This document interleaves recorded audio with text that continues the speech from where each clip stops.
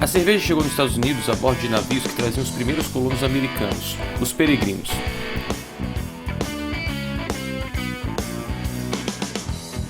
E já a partir de 1600, Nova York, na época ainda Nova Amsterdã, já era um grande centro de produção de cerveja. A produção era tão grande que era suficiente para o consumo interno e para exportação para as outras colônias.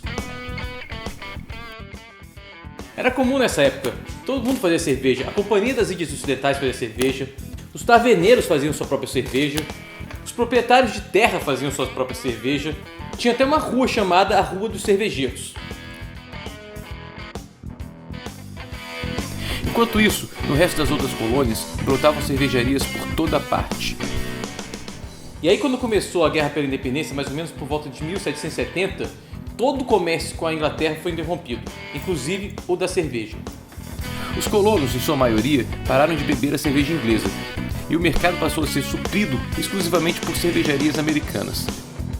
A prática comum de fabricar cerveja em casa durante a guerra levou ao surgimento de várias pequenas cervejarias. Porém, em 1893, começa o calvário da cerveja.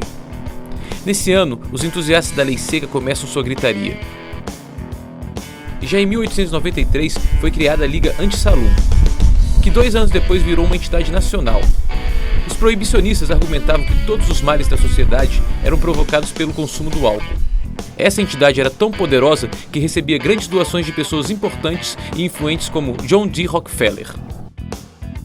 E aos poucos a população foi levada a acreditar que a cerveja era realmente o grande mal da sociedade e que sem ela os problemas sociais iriam desaparecer.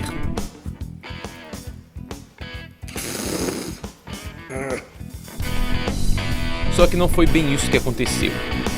A lei seca durou apenas 13 anos, de 1920 a 1933, mas causou uma grande cicatriz no paladar e na indústria de cerveja americana.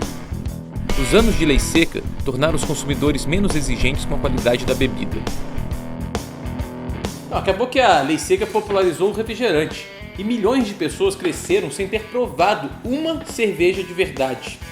Diante desses novos consumidores acostumados com refrigerantes, os cervejeiros começaram a diminuir os sabores fortes e baratear a cerveja para alcançarem esse público, diminuindo o lúpulo e trocando o malte por xarope de milho e derivados de cevada. Água de batata.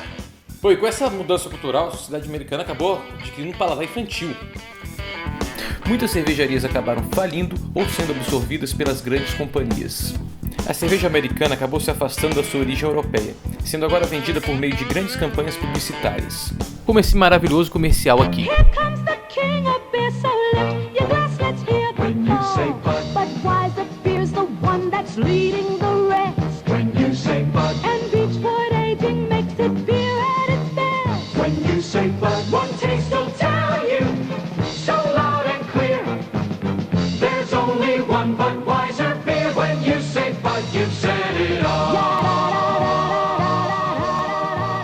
Essa nova cultura americana de consumir refrigerante, fast food e comida congelada acabou matando a cerveja artesanal, ou pelo menos a deixando em coma por décadas.